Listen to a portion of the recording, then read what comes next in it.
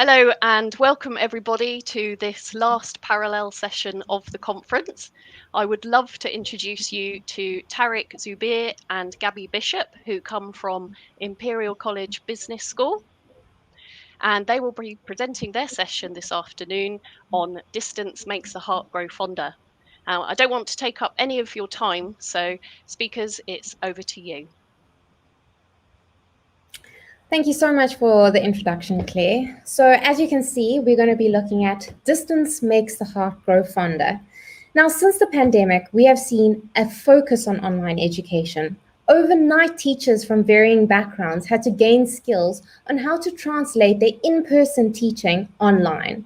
In the midst of the scurry to become prepared, I saw teachers attend free online training last year that could help accelerate their capabilities in the online classroom. And this got us thinking, does distance make the heart grow fonder? From a teaching, delivery, and student perspective.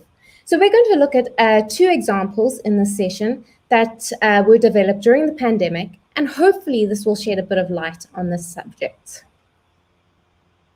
So as the EdTech Lab at Imperial College Business School, we're one of the largest departmental EdTech teams in Europe, and we consist of specialists in online learning design. So Gabby and myself are both senior online learning designers. We've got research function, software development, film production, and program administration. So all of these roles are really key to delivering around about 180 online modules per year. This includes our global online MBA, our executive MBA, business analytics, and strategic marketing programs. We deliver these using the Incendi platform, which was developed at the EdTech Lab and acquired by Study Group. It's also used by many other like-minded business schools internationally who we collaborate with. So in the endeavor to find out more about this fondness, we began to look at a number of different things. Firstly, we looked at how can we convince traditional teachers that online learning is effective? Then we looked at how can we try not to simply put on campus online and then risk Zoom fatigue. Thirdly, we looked at will our on-campus students feel that they are engaged, and how can we ensure that they'll get that social learning element that they would normally get in person? And finally, we looked at what is the role of faculty and what is the role of the instructional designer, especially in transforming on-campus modules online. It's very important to note that this on-campus remote learning was the starting point that inspired this discussion on fondness, but our job is very much focused on online learning.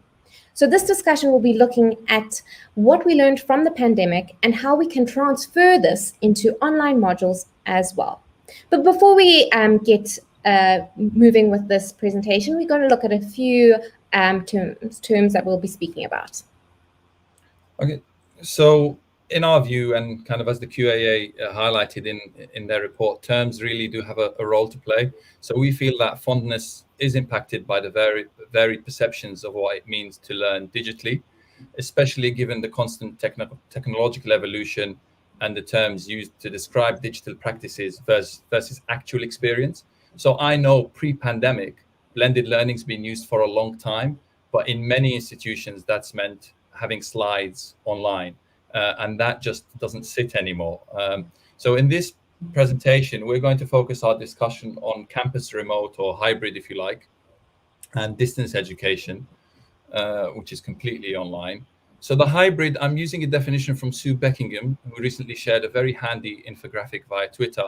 And the definition Sue offered for hybrid was students have some learning online and also attend in-person synchronous classes. Online learning may be synchronous or asynchronous, and it can be called remote learning or extended campus. And that's sort of what we found with the on-campus experience moving online. At the business school, I have to say we are set up for high flex, so in-person and online groups learning together, because we've invested in multimodal classrooms. So we have students dialing in into lecture theatres and students present in the room at the same time. This was certainly the experience earlier this week in our induction. The other thing we're focusing on is distance learning in this presentation. So again, from Sue, student learning is physically removed from campus, usually online, but can include physical resources. Learning can be synchronous or asynchronous. I want to add 2 points of reflection that will surface in our discussion today. We're the first one is on screen there, social or physical distancing. We're not talking about the pandemic, we're talking about learning. So it's not social distancing, it's physical distancing. And also, do students and faculty distinguish between all the variations and modes of online learning? So do they see a difference? And how does that impact their fondness of online learning?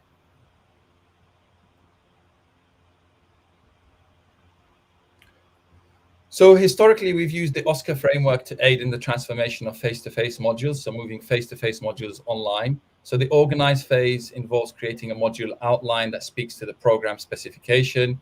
The structure is a session-by-session focus, so our modules that we look at today have 10 sessions. Compose is when we storyboard and assign tasks to faculty. Audit is when, as learning designers, we kind of really review the blend of activities, the workload balance, and the timings. And review and renew is when the final checks and sign off. So some of those final checks will be internally from our senior management team, but also we have student testing. So all our courses all our online courses, at least, not the pandemic ones that were converted at a rapid pace, they have student testing before going live, and we'll talk to that. One of the things we noticed about trying to implement this framework as part of a pandemic response was it was difficult to follow this kind of rigorously, because there's less commitment to online learning and different conceptions of what that is. So, for example, just delivering a class online. And so it resulted in perhaps less desirable outcomes, but actually very realistic outcomes, which were that lectures were moved online. So coming back to student fondness, let's just take a look at the on-campus learner journey experience. Now, I can imagine a lot of you have been to an office before, or maybe you studied on campus, and there is a level of enjoyment in meeting new people and having in-person discussions that are informal. So those are the kind of fondness that we look at from a faculty and delivery and student perspective. So there's synchronous learning. As you can see, there's a lecture every week, and this kind of illustrates almost like a 13-week on-campus experience. There's social learning, so those informal in-person discussions after a lecture or in between a lecture or even with faculty. And then all of this is supported by theory. So you can see there's a lot of interaction and engagement, and this is obviously what students are fond of. Now, keeping this graphic in mind, let's just look at what would happen if we went to a remote learner journey, purely taking what's on campus and putting it online. Now, you can instantly see that there is no informal discussion. That social learning has really been stripped away, and the lectures are now just Zoom lectures, which obviously we know a lot of people suffered from Zoom fatigue. Now, the Financial Times released an article quite recently speaking directly to students' experience of this. And it said a lot of participants say that when you do online education, the tuition fee should be lower because of the problems with social bonding and network. It simply disappears if it isn't done correctly.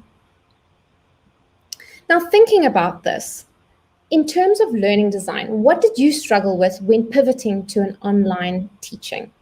Now, Tarek's going to pop a Menti link in if you can't use this QR code. Otherwise, you can use this to scan this QR code, and we'll just look for some of your answers.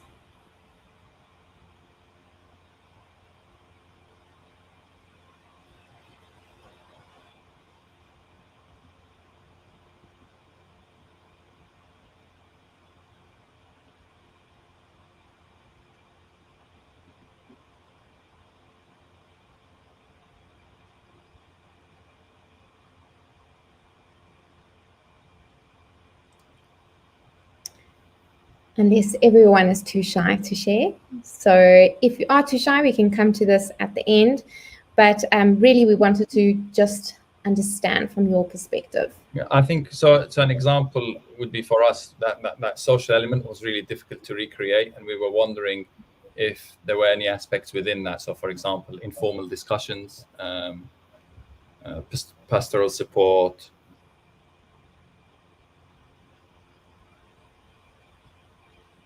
Okay, great. Maybe we can come back to the end and just review that. Okay, so moving on, we're going to start to look at 2 case studies, and these case studies are from our MSc Strategic Marketing online module, which is a part-time module.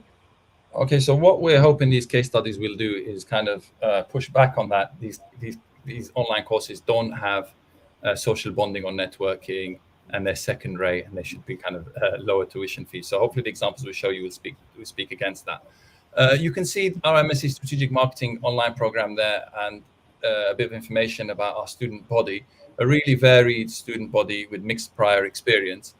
And as designers, this means keeping an eye on making sure that there's a range of content and exercises to meet all these different learner needs. So an example being supplementary readings from different industries. Also, something to point out, our online courses have primers, non-credit primers that students can take. So for example, a primer in accounting, data analysis, marketing fundamentals, and these are also online and act as a way of inducting them into the online space. So we'll just go straight into the examples now, I think. So Tarek's going to first address crisis management. Okay, so very briefly, I want to speak to three challenges. So the first one is related to conceptions of online learning. So the module leader I was working on had that live class delivery experience, what was completely new to distance education, outside of his comfort zone up to a point. And he was also based in the States. So the entire time we worked together, we designed and developed a module at a distance. And you can see him there in a video that he recorded in his house in Washington. One of the enablers for kind of overcoming this challenge were weekly meetings. So right at the beginning, we scheduled weekly meetings. We shared examples of existing outlines and courses that the module leader could look through in their own time.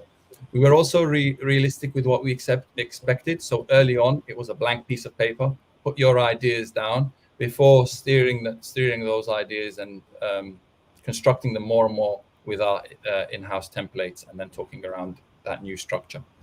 The second is to do with project management and program oversight. So before I actually show you the module, I'm just going to talk to these 3 points, and then I will show you the module. The second is to do with project management and oversight. So we meet weekly as an internal team. We design these modules while the program is live. So it's really important that we meet weekly and make sure that we're designing in a similar way and we're meeting program level objectives. We don't lose sight of that. So we have internal meetings as well as faculty meetings. And the third one is to do with remote teaching communication during delivery. And we use a dedicated project management software called Asana. We assign tasks, we receive weekly tutor reports, which really make sure the experience is smooth for students. And we pick up on those reports and intervene where needed. So if I now just share my screen, I'll show you the course.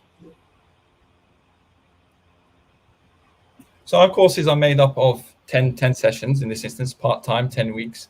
Within each of these are a number of activity pages, and within the activity pages are a number of exercise pages, right? I know that was very fast, but I'm going to show you some specific examples just now. So the first example I want to show you is how we build in really early that social experience. So early on in the course, the module leader takes some time to introduce themselves and who they are, which you might expect in a face-to-face course as well. And the students also geotag where they are in the world and a little bit about themselves, and really, in a risk-free way, share something about themselves and encourage others to share. So that's just kind of a soft introduction. Then if I go from the beginning to the end, if you like, we look at the assessment. As part of our assessment approach, we've got participation grades. So in this particular module, we designed it so that week on week, students would have to complete a participation exercise. And some of these exercises are actually interlinked as part of kind of our scaffolding. So you can see that one is in 1.4 is individual. Then it's a paired exercise that builds on that individual exercise. And then it's a group exercise. Very quickly, I'll show you the paired exercise in 3.8. The students get a bit of content from the module leader. There's a guest speaker from the public health industry. And then the students get to practice on camera reading their media statement. So that's kind of the active learning and social learning that components built in. One very last example from me before handing back to Gabby is we have guest speakers embedded throughout the module. And you'll see here at the end of the course, we collated that. So the kind of the teaching presence, if you like, is really extended by bringing in a range of experts into the course. And we'd argue students to get a heck of a lot of value in these courses. And I'm just going to hand back to Gabby. Right. So the next case study we're going to look at is emerging technologies. Now, I'm going to look at three things. So what made the faculty fond of this, what made the students fond, and what made the delivery fond, or the people enjoy the delivery. So just for a bit of context, my module was an on-campus module that we put online. And so originally students were really, really fascinated by the tools that they were being exposed to, and they really enjoyed that. And we wanted to pull that through into the online module as well, without just trying to mirror the on-campus to online. And so some of the things was making sure that our faculty were supported, that my module leader felt like there was rapport between us and that she could feel comfortable. And obviously she was really incredibly busy. So one of the things was we had to prioritize project management. So making sure that at the beginning of the week, there was an email that was sent out that she could understand exactly what she needed to reach at the end of the week. And that was one of the things that she really enjoyed. And then another thing was obviously, I don't know if the video played now, but if she felt that she didn't feel comfortable in a recording studio, so she wanted to be in the classroom. So we filmed her in the classroom, and that really encouraged her to really teach incredibly well, and she loved the experience. And that created fondness.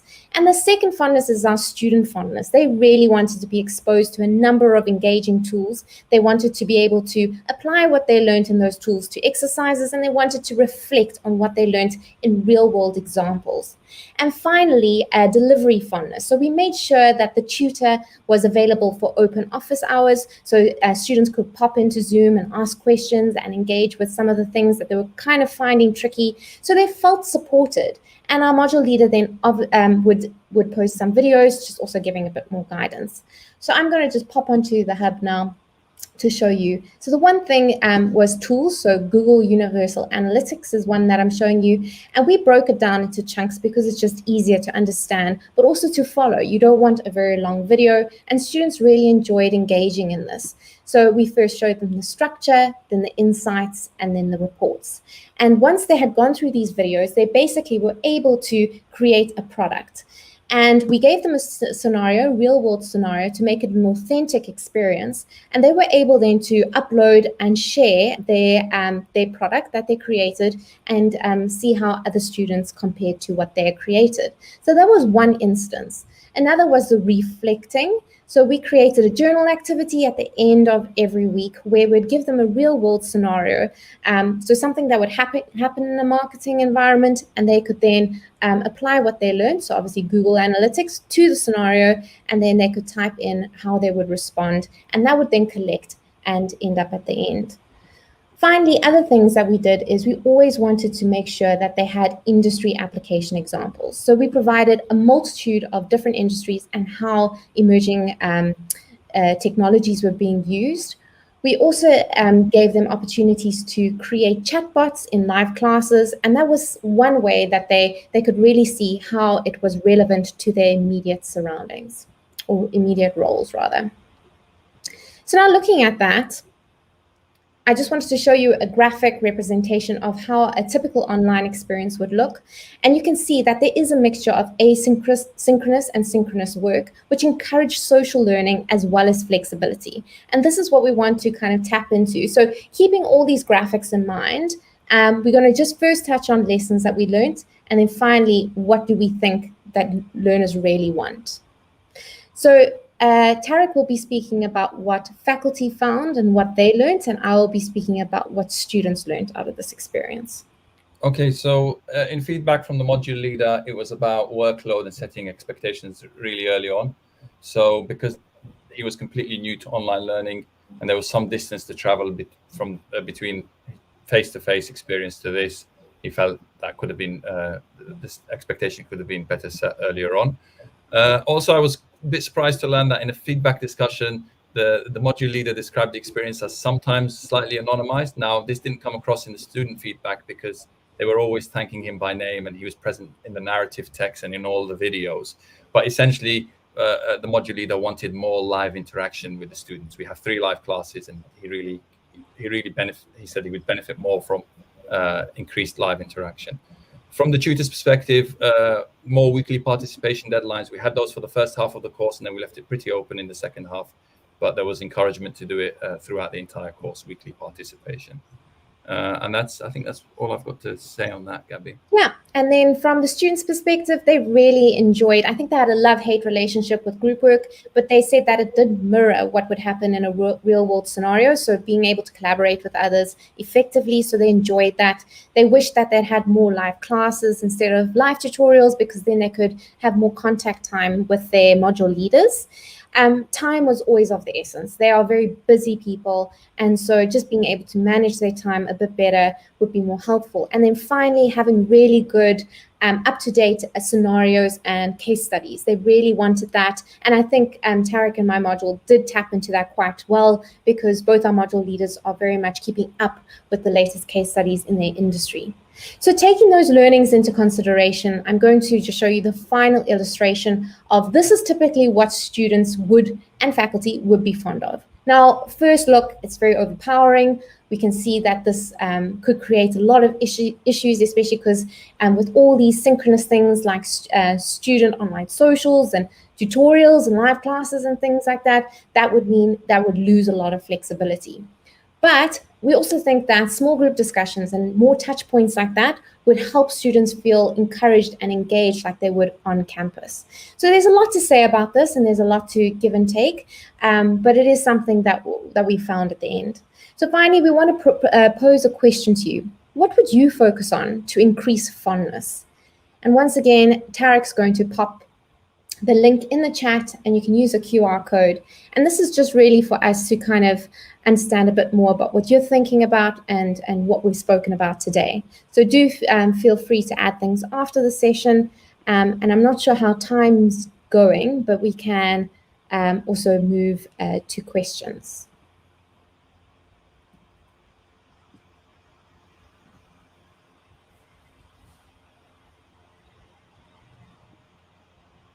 Hi, Tarek and Gabby. That was really, really interesting. Thank you so much for sharing that with us.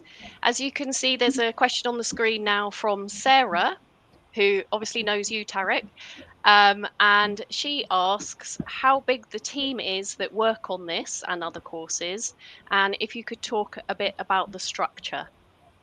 So our actual EdTech lab team, we're about 20 people, right? But when we work on the two modules that Gabby and I have shown, it's essentially one senior online learning designer, an assistant learning designer, and an attached media person.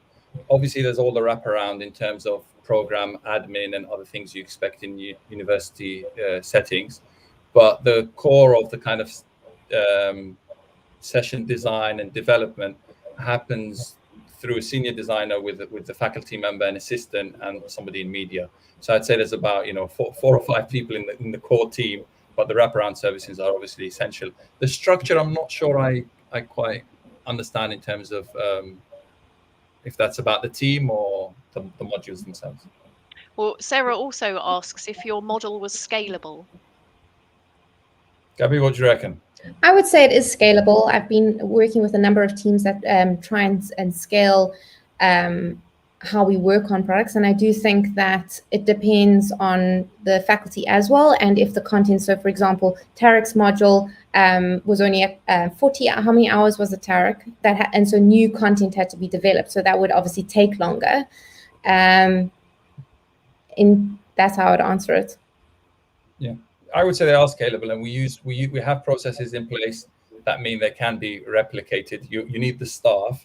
I don't think obviously there's only so much you can do. So we tend to work on one development at a time as a senior designer, as well as looking after a number of modules that are being carried forward. But I would say it is scalable with the project management software in place and the processes, weekly meetings that we have to track progress and things like that. Okay, great, thank you. Unfortunately, we're running out of time now, and so I would just like to say thank you so much for this really interesting and informative session that you've given us, and really, really appreciate you sharing your time and expertise with us, especially as you have got the last slot of the conference. So I'm sure that wasn't easy waiting for 3 days. If anybody has any further comments or questions, please add them in the chat of the YouTube link. And I believe now it's time for the conference close and for us to say goodbye. So thank you, Tarek and Gabby, very much for your time. Thank you.